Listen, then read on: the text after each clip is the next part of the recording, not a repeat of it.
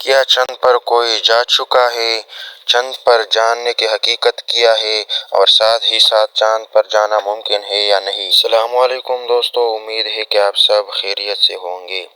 دوستو، جب پہلا انسان چاند پر پہنچا تو اس وقت لوگوں کے کیا تصورات تھے؟ آئیے دیکھتے ہیں اس ویڈیو میں اس موضوع کو زیر بحث کرتے ہیں، تو ویڈیو کو آخر تک دیکھیے اور چینل کو سبسکرائب کرنا مت بھولیے۔ آج ہم ایک ڈیجیٹل دور میں جی رہے ہیں جہاں کسی بھی خبر کو دنیا کے ایک کونے سے دوسرے کونے تک پہنچنے میں چند منٹ لگتے ہیں، اور سوشل میڈیا کے ذریعے کچھ ہی گھنٹوں میں اس سے متعلق مثبت اور منفی تبصرے زبان زیر عام ہوتے ہیں۔ مگر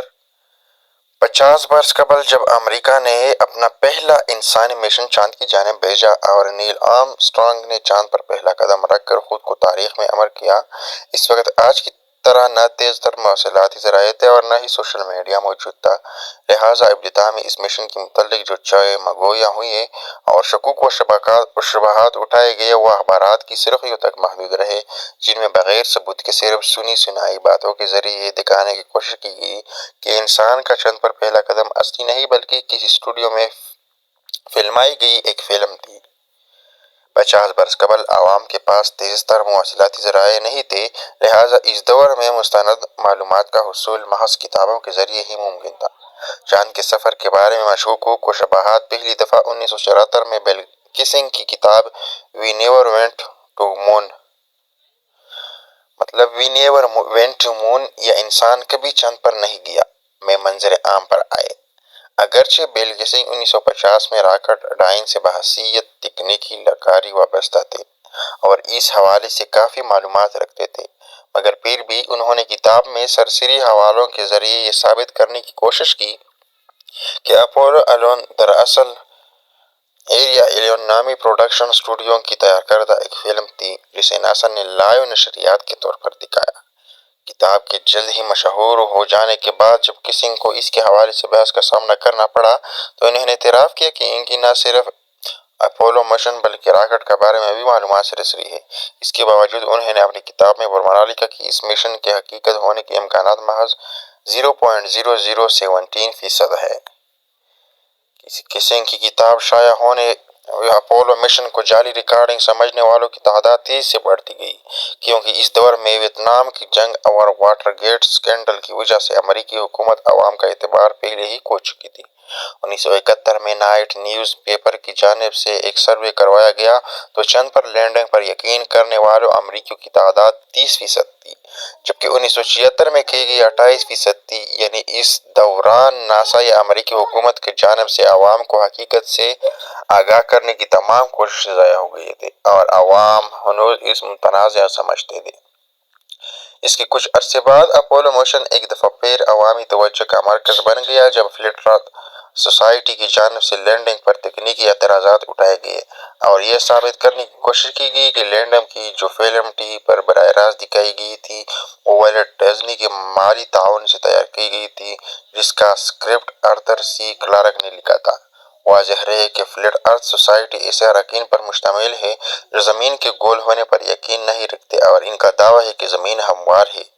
اس شدید تنقید کی ایک بڑی وجہ 1978 میں منظر عام پر آنے والی مریخ کے سفر پر بنائی گئی فلم کیپریکون 1 تھی، جس میں دانستہ ایسے مناظر فلمائے گئے جو اپولو لینڈنگ سے کافی زیادہ مماثلت رکھتے تھے۔ اس فلم کو امریکی حکومت کی مخالفت لابی نے اسپانسر کر کے بنوایا تھا تاکہ عوام میں حکومت کے خلاف نفرت کو کچھ اور زیادہ بڑھایا جا سکے، یعنی وہ عوام کی فلاح کے لیے کام کرنے کی بجائے اسی طرح کی جعلی لینڈنگ مشن دکھوا کر عوام کو بیوقوف بنانے کی کوشش کر رہی ہے۔ لہٰذا ایسے افراد جو زیادہ سائنسی معلومات نہیں رکھتے تھے وہ اپولو 11 مشن کو جعلی سمجھنے لگے اور یہ سلسلہ وقت کے ساتھ دراز ہوتا چلا گیا۔ اپولو 11 مشن کو جعلی قرار دینے کے لیے سوویت یونین کی جانب سے ایک باقاعدہ منظم مہم بھی چلائی گئی جس میں سوویت یونین کی کمیونسٹ پارٹی اور سوویت سائنسدانوں نے اپولو مشن کو جعلی قرار دینے میں ایڑی چوٹی کا زور لگا دیا۔ اس مقصد کے لیے مشن کی جاری کی جانے والی ویڈیو پر بے شمار تکنیکی اعتراضات اٹھائے گئے، جسے امریکی جھنڈے کا ہوا میں لہرانا، تصاویر میں آسمان پر ستاروں کی عدم موجودگی اور نیل آرم اسٹرانگ کی اسپیس واک میں تکنیکی نقائص شامل ہیں۔ صرف اپولو 11 ہی نہیں، اس کے بعد چاند کی جانب بھیجے جانے والے اپولو سلسلے کے تمام مشنز کو بھی جعلی قرار دیا گیا۔ اگرچہ عوام امریکی اور روس کے درمیان عشروں سے جاری اسپیس وار سے ناواقف تھے، اور سائنسی معلومات رکھنے والے افراد جانتے تھے کہ اسپیس ٹیکنالوجی میں روس امریکہ سے کافی آگے تھا، اور اپولو 11 سے پہلے چاند پر انسان بردار مشن بھیجنے کے لیے پوری طرح پرعزم بھی، مگر حیرت کی بات ہے کہ اس کے بعد روس نے چاند کی جانب اپنا مشن خود ہی ختم کر دیا، مگر وہ امریکہ کے چاند مشن کو جعلی قرار دینے کے لیے ہمیشہ لابنگ کرتا رہا، اور یہ سلسلہ تاحال جاری ہے۔ دنیا بھر میں عوام کی ایک بڑی تعداد اب بھی اس چاند مشن کو جعلی ہی سمجھتی، اور پاکستان سمیت ترقی پذیر ممالک میں یہ آج بھی ہاٹ ٹاپک سمجھا جاتا ہے۔ پاکستان میں سائنس میں بے رغبتی اور ملکی میڈیا کی جانب سے سائنسی خبروں کو اہمیت نہ دینے کے باعث اس طرح کی متنازع خبریں ہر دور میں پھیلتی رہی ہے، اور تعلیم یافتہ حلقوں کے آنکھیں رد کرنے اور عوام کو صحیح معلومات فراہم کرنے کی کوئی خاص کوشش نہیں کی جاتی۔ حالانکہ ہمارا ہمسایہ اور حریف ملک بھارت 22 جولائی کو اپنا مشن چندریان 2 چاند کی جانب روانہ کرنے والا ہے، اور چین نے بھی اس برس کی چاند کی تاریخ ترین سطح پر اپنا خلائی مشن بھیجا ہے، مگر ہماری عوام آج بھی اپولو 11 کو جعلی قرار دینے میں جتی ہوئی ہے۔ یہی وقت ہے کہ پاکستان کا خلائی تحقیقاتی ادارہ سپار کو ایک واضح لائحہ عمل کے ساتھ پاکستان کا خلائی پروگرام مضبوط بنیادوں پر شروع کرے، جس سے عوام میں بھی سائنسی شعور پیدا ہوگا اور وہ روزمرہ زندگی میں خلائی سائنس کی اہمیت کو بخوبی سمجھ سکے۔ ناظرین، یہ تھی کچھ اہم معلومات جو میں نے آپ کے ساتھ شیئر کی۔ مزید اس طرح کے ویڈیو کو دیکھنے کے لیے چینل کو سبسکرائب کر لیں، اور ویڈیو کو آگے شیئر کرنا مت بھولیے۔ دیکھنے کے لیے بہت بہت شکریہ۔ السلام علیکم ورحمۃ اللہ۔